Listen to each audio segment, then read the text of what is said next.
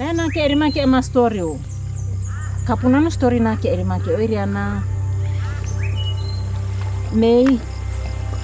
Aya I mei wa ane ma pani. Kor yu kapuna marea wodo kabe ore ke ane doctor o wane. Ane ma wana iwaya I mei wo pani orane. Uba ke pitane ane bana antivirari ma umiki. Ane ka aero yake urustatiri. Enari eu yake diari enari wane ma uno eure Dr. Lin ane. Ane ma wana ene pa irino ayor mayoranora kur amu yake oye ma wana au yake ai kur ama ai mayane opera ure bereki or dokori ayo ai mayane opera bereki mbana ora dai mikiri. Ane oni mikiri mbana umeroro dia ma boire. Oh Dr. Aye mera we ayoro. Dr. Aye mera ko ay mayane raira we oroko. Okay. Eno moreni imiki. Meya ayo meya budaya mora we estate ayo meino oroko. Omer ay meira rawa oroko.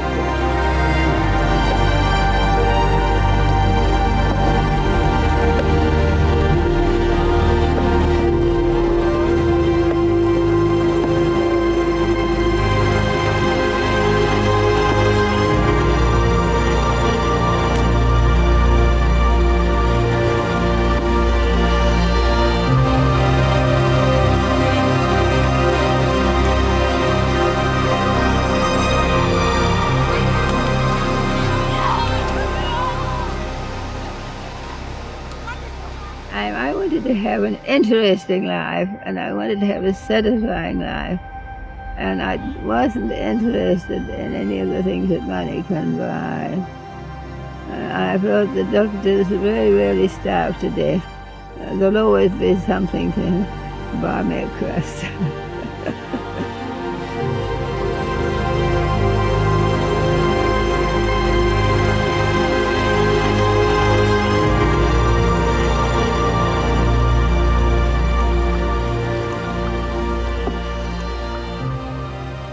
I could have applied for good jobs with lots of money, but I didn't. I wanted to go somewhere else where other people didn't go and where I would see things other people hadn't seen. I like novelty and changes and adventures and that type of thing. And that's what I built my life on. And so all the rest that just happened, this beautiful kapuna, beautiful guava trees and things. All the rest just came from that one decision to go to new and interesting and difficult places. It's exciting. You look around and you say, when I came here, all this was bush.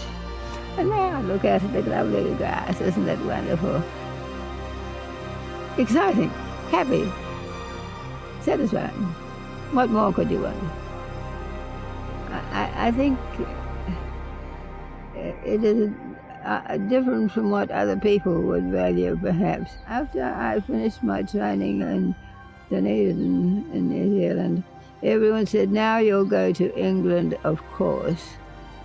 Because if you wanted to get a higher degree, an English one was usually thought to be an essential one. And I said, no, I'm not going to England. Oh, but you've got good marks. You could easily get into a good school and get a good degree from an important school. And that would give you openings into big, important jobs with lots of money. And a nice house and a nice car, probably, or something or other. But I said, no, I wasn't planning to go to England. And so I went to tropical medicine school instead. I was born in the year 1925. I had a brother and sister older than me, Cecil and John. We lived on a sheep farm called Ahituti. It's in the Waimata Valley out of Gisborne. My father was a very good sheep farmer, and my sister Cecil took after him and my brother too. And they were very, very interested in all the sheep farming. Whereas I was no good with sheep. I couldn't tell one sheep from another. whereas they could look at 10 sheep and say, remember that one had 2 lambs last year, and remember this one over here, it fell down the creek, whereas I couldn't tell one sheep from the other. So all my interest went to reading medical books and reading about missionaries in India and thinking I'm not needed on the farm here, I can do what I like. So when I said I want to be a doctor, at first my family were very shocked because Tumblersons were never doctors. Tumblersons are sheep farmers. But they finally said, oh well, there's no harm in being a doctor. If she wants to, she can. But I was very much on my own. Nobody was interested in being a doctor. In my family, they were very much sheep farmers. But how did one become a doctor? Well, first of all, I wrote to the University of New Zealand and said, where do you go to train as a doctor? And they said, you have to go to Dunedin. There was nothing in Auckland at that time. Do we know anyone in Dunedin? Oh, somebody here knows somebody in Dunedin. Perhaps they could meet you. I went to Dunedin, and I wore rather funny clothes, and I didn't talk like things. And a girl she wasn't training as a doctor, she was training in the university, though. She saw me and she said, that girl's a country girl and doesn't know anything about the city or anything about anything. I think I ought to make friends with her and help her. And that was Lin Calvert. And so she took me under her wing and explained how you did things in the big city and looked after me. And she invited me home to her house for the Saturday weekend. And she said, Peter will take you home. He's my brother. He's been away in the war as a navigator in the Air Force, and he's just come home. So he took me home in the car, and everyone said it began from then. We wrote to church and Presbyterian church. They said, we don't have any medical work in Papua New Guinea. But the LMS, the London Missionary Society, is looking for a doctor. And it's for a place called Kapuna in the Gulf. But it's very wild and full of M's, mosquitoes, malaria, and mud. And we don't recommend it, really. But by this time, I'd met Peter and we were married. We got engaged while he was still training. He was 2 years behind me. And as soon as he completed his training, the next weekend we got married. He said, that's just the one place I'd like to go to. We both agreed that this would be an interesting place to have our children and grow up. Ikirimane, ene pairi auni, Bubu Mei, e pairi ni pairi.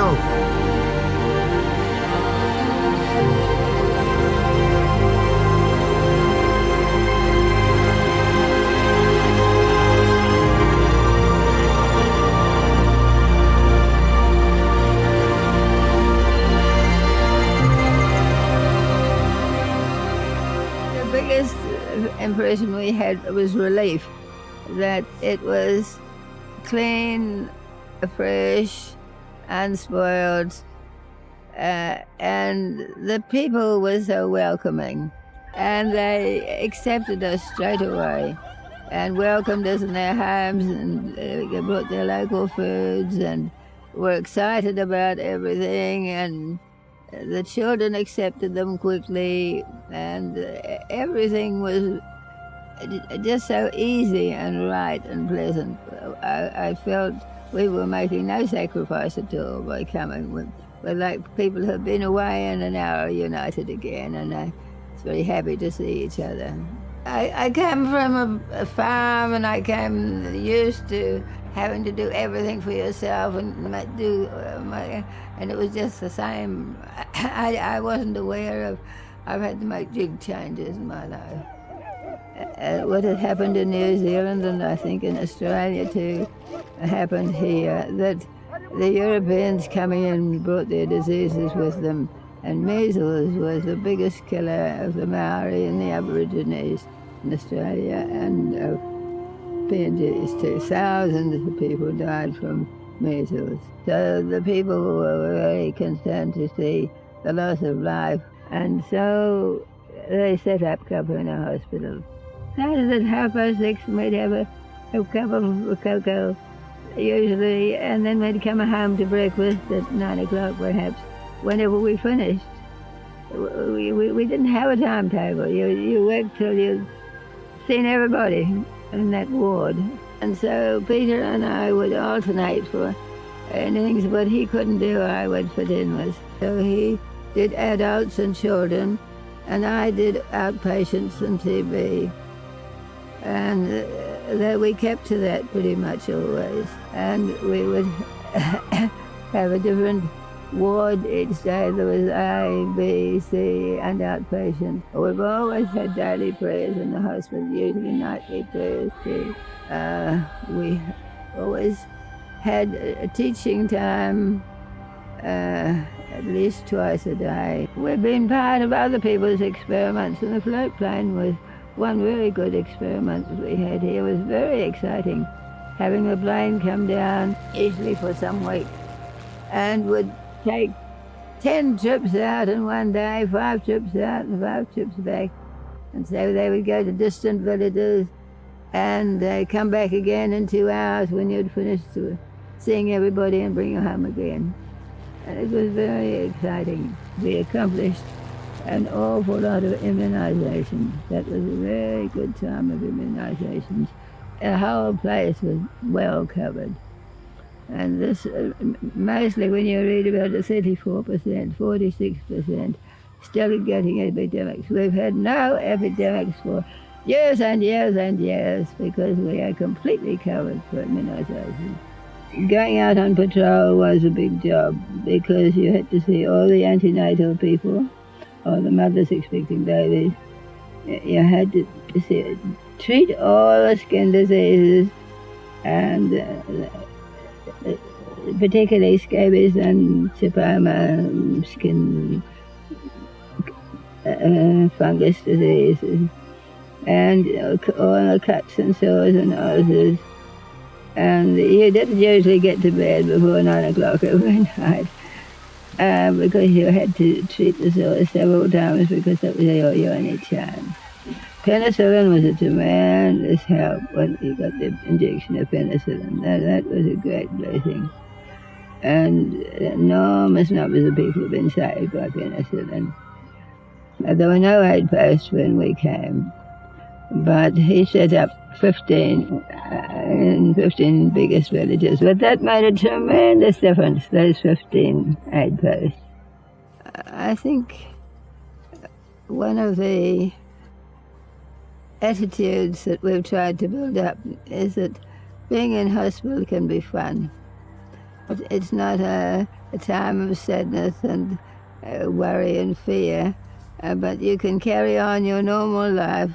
The way the hospital is built encourages people not to stay in bed, but always move out into the sunshine on the veranda and watch what is going on. There's a basketball court in front of the hospital, and they love watching the people playing games, and they love listening to politicians, and anybody who likes to give a talk can always go out there. They're going to give you a talk, and people will all gather and listen, whether it's Christian talk or political talk or almost anything.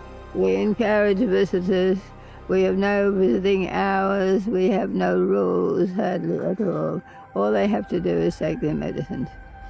And they eat whenever they feel like it, and they eat when they've got food, and they eat when they cook. But we don't cook for them at all. And we leave all these things to their own natural customs and ways of doing things. And so they feel quite at home here, quite relaxed. But all this avoids us saying, don't do this, don't do that, don't do the other. The only thing we say is don't spit, and that's about the only rule we have. When we came in 1954, there was no proper training course and no qualification. After some years, I couldn't say how many, every year they put it up, this is the 51st anniversary or something like that. So it was soon after we came, and we have kept it up ever since then. Every year we have graduates. We have those that fail, but we are hopeful for them, and they repeat it and usually pass the second time. So we made a high standard. They had to be capable of looking after sick people correctly. It was no, oh, well, they just done the class, I'll just pass them. No. We started failing people. That was a new thing, to fail people. And people said, in Papua New Guinea, we never fail people. It's so discouraging for them. That's what Europeans said to me when we said we're going to fail them. They said, no, you must never fail people. They don't like being failed and they're unhappy. And we said, but what if they can't do the work? Oh, it doesn't matter. Just let them have a try. We said, no, it's medical work, and medical work is serious, and people's lives are at stake, and we're going to fail people, and we did. But that improves the standard tremendously. We do have family planning, and people have reduced their families from about 10 to about 5, which is a very good idea. We were so happy here because we saw so many changes. Kapuna has grown. When we came here, the bush came down as far as here. All this was bush. There was one bunch of bananas. And we saw Kapuna open up and develop, and the food got better and better. You could see, can't you? When we came, there was nothing. We got lawnmowers, and that made a tremendous difference too. The lawnmower really set them free from the bush knife and all the men chopping away at it every day. So, and the power for the light. So the big changes all come and blessed us. So we didn't feel sorry for ourselves. People said, how can you stay up there so long? Oh, it's fun, it's good, it's interesting. We've had many very sick patients here. This man he saw a canoe coming and he saw his enemy in it, and the enemy was standing up with a bow and arrow, and he thought the man was coming to shoot him with the bow and arrow. And so he threw his spear at him, and the spear went into his chest. So they came quickly to Kapuna, and the spear had gone right into his chest. We were able to cut the handle off the spear, but the spear was still inside the chest. And we had to push the spear out of his chest, pushing it right through his ribs. And we were able to do this with great difficulty. I think that fellow recovered, actually, that one. He was the kind of thing you'd say, if he will die from tetanus, or he'll die from blood loss, or he'll die from pain, or he'll die from shock. But people here every now and then surprise you and insist on living. It is very satisfying doing this kind of medical work because of the people's trust in you and their faith in you and their faith in themselves. And so people bring them here no matter how sick they are. The skin diseases used to be very, very bad here. Scabies was the worst. Scabies is caused by a small animal called a mite that has 6 legs. And it digs into your skin and makes a little tunnel and lays its eggs there. And while it's digging the tunnel, you're scratching it, but it doesn't do any good. It will still lay its eggs and come out. And This little mite could be cured by scabies lotion, but people couldn't get the people to put it on. Well, for 6 years, I did nothing but treat scabies here. I went down 3 times a day and put scabies lotion on the people with scabies, which was almost everybody. And we conquered scabies, and there's no scabies now. So it was just a matter of persistence and never giving up. And experiencing, if I got one scabies bite, I've got a scabies. I couldn't sleep. And here were these people riddled with scabies, hands and feet and abdomens and breasts and axilla, and oh dear. And so they were very cooperative when we said, we can cure this if only you will put this medicine on enough times. And today there's no scabies. Sleeping at night, everybody together, old, young, sick, and everyone, was a terrible, easy way to catch TB. And it was the dose of TB you got that made the difference to whether you lived with glands or whether you died with bleeding. And he'd cough, and the blood would pour out, and he'd die. You couldn't do anything. But we taught them the same thing. You must not sleep close together with your cough over. And I think that was one of the things that really helped people to understand that the answer lay in sleeping close to people. At night they coughed up all this pus. God has given us all we need to do all He expects of us.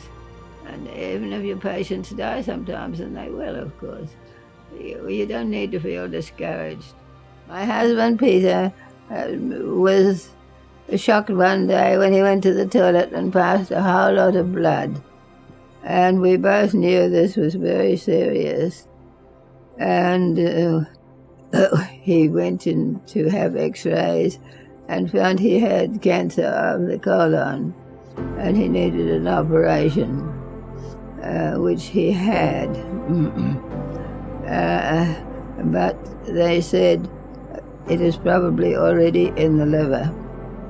So we knew right from the start that he wasn't going to have much longer with us.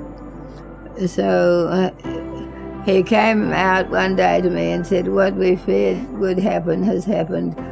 My liver's getting too big. He said, no point in going back to New Zealand because I couldn't work as a doctor there anymore. I'm too sick. But I can still help here at Capona. And he went down to the hospital and did all the usual work he did there until he felt too sick. And one day he came home and said, I'm not going to the hospital anymore. I don't feel well enough. So after that, he stayed in the house. After a while, he said, I'm not getting out of bed. I don't feel well enough anymore. So he stayed in bed, and we took care of him, and we could see the liver was getting bigger and bigger. And then finally he said, don't put any more drips in, just leave me. So we took the drip out because he couldn't take food. And we just sat with him, and I sat with him as much as I could, and he just went into a coma, went to sleep, and then he just stopped breathing, and that was all. So we were close together right to the end, and the people were very happy that he should be buried here. I think through his life and example, they learned a lot. You don't need a great big crying funeral. He was buried in a mat. And I said, well, keep that place and I'll have it afterwards. And they all cried. And I said, oh, it might be a long time yet. And it has been a long time. He had a good life, and he did all that was required of him, and he loved the Lord. And so I have always had a confidence to say, oh, we'll see each other again. It's only good night, it's not goodbye. I just knew how he was feeling and so happy in heaven and all the people he was meeting, and I was envying him. I think as a doctor you begin to believe that all this is very true. Everyone dies. A happy death is a great blessing. Life is not always to be clung to. For many years I was the only doctor here, and I just went from patient to patient. I just had to work harder. You couldn't carry. There was no alternative. There was nobody else to do the work, and so you just ate when you could. And I had someone else in the kitchen to cook. It's amazing how much can be done in medical work if you train up your young and inexperienced but eager to learn ones and trust them with it. Always do everything with prayer because God saves you and a whole lot of worry and anxiety. But he's saying, just do what you can, and leave the rest to me. And I think we, by doing what we could and not getting worried about what we couldn't, is the best advice. Keep calm. People have died before, and don't get upset. Don't take it to heart, and don't let any error of blame. I can't think anyone has ever blamed anybody, and I put that down to always going when you're called. Always. If you go and you can't do anything, people understand. If you don't go, they are unhappy. But just that one rule I kept, and I've never had a complaint. When we said to the people, what will you do if we leave? They said, we'll close everything except the outpatients. We'll close all the inpatients. That is what they said. It was the closeness relationship we had with the people here that we began to feel of them as that we had a responsibility for them. They were our people. We couldn't just walk out and leave them. I became at peace with these choices, that I felt that whatever God wants is always the best. And I'm very happy in what is happening here. And I can't think of if I could be any happier back in New Zealand. So it wasn't a temptation or a difficult thing. It was just, what does God want me to do? And I'll be happy whatever he wants me to do. If he'd wanted me to go back to New Zealand, I think I could have gone back. But after a while, it became obvious that even as I got older here, there's always things you can do here. There's always people you can help. I think having some sort of hobby, like gardening, is almost essential, because the results are slow from a lot of the things we do, like TV, and seeing some results quickly of something, and that's what you get from growing flowers. You see the results quickly. Fruit, you see the tree growing, you see the flowers. I think that you get your most of your comforting and comforting yourself is from seeing results in small ways. You're helping someone to read and you find them sitting down on the ward reading a book. Wonderful. Now people say, your yellow hibiscus is growing in someone else's garden and covered with flowers. I feel so happy. I've tried to go outside to work every day for years, and some days are too wet or too muddy and I can't do it. But mostly I try to pull up at least one weed. I think it was about Peter and I being both doctors. One would encourage the other when you got discouraged. And also the happiness of our children. They all learned the language, they played with their friends. they kept helping us and telling us good things. And Valerie, when I said you must go back to New Zealand and go to school, and she said, but I could already read and write and make sago, and that's all you need to know. And she couldn't see why she should go back to New Zealand. And I said, oh, you'll see one day. And when she came back as a doctor, I said to everybody, this is what she said to me, I can make sago, I don't need anything else. When they said, why haven't you left? I said, well, God told us to come here, and I'm not going unless God tells me to go. And I've been praying about it, and he hasn't told me to go. One couple said, we didn't expect you to go, but I think they didn't mean that in the right way. They meant you're used to not doing what you're told. I'll be absolutely frank, I like being here because the cold in New Zealand bothers me. And I like it warm, and I like bananas, and I like pineapples, and I like it here. So I'm afraid it was partly personal motivation. I didn't want to go. But it was also because you get interested in the people's lives and their children, and I just felt at home here. But it was also that I felt that we have a duty to, as Christians, to help the needy rather than to help the well-off. And I felt people in New Zealand, no one was suffering from lack of doctors. But here they would. So it was several things. I just thought I couldn't go.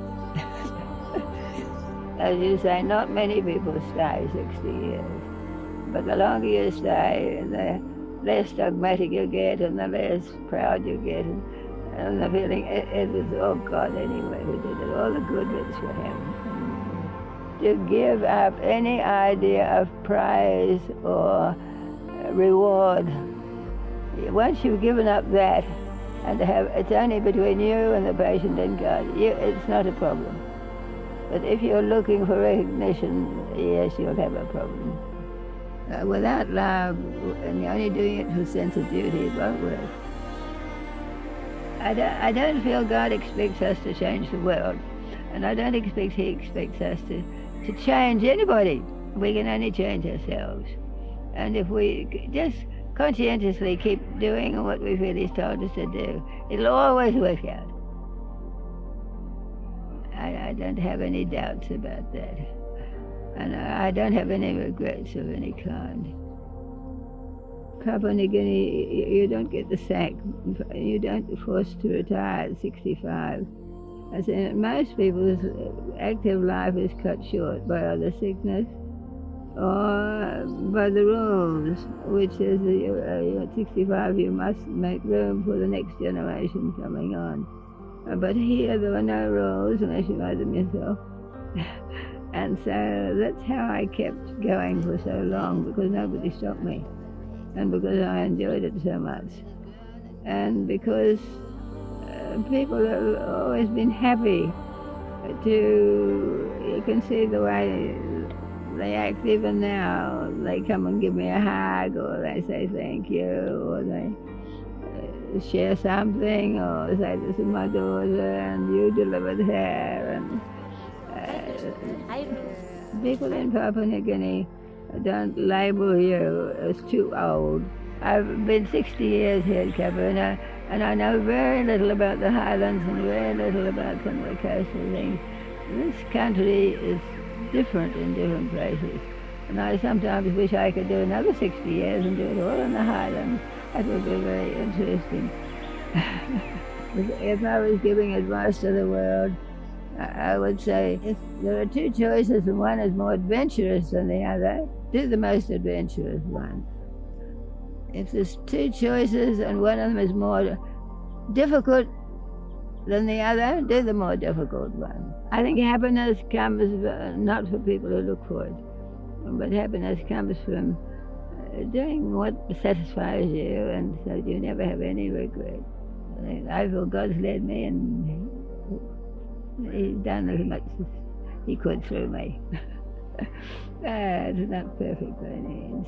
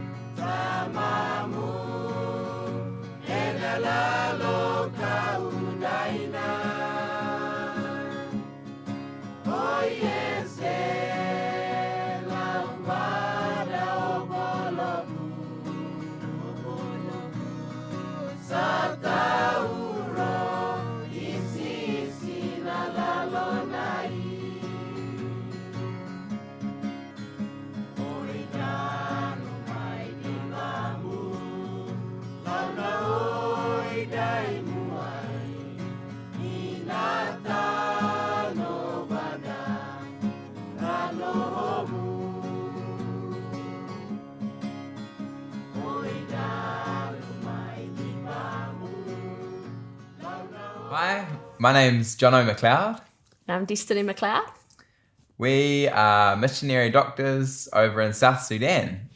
We've got 3 daughters, Zoe, who's 5, Alicia, who's 3, and Shiloh, who is just 2 months old. And for the last 3 years, we've been in the town of Tonj, which is in the middle of South Sudan.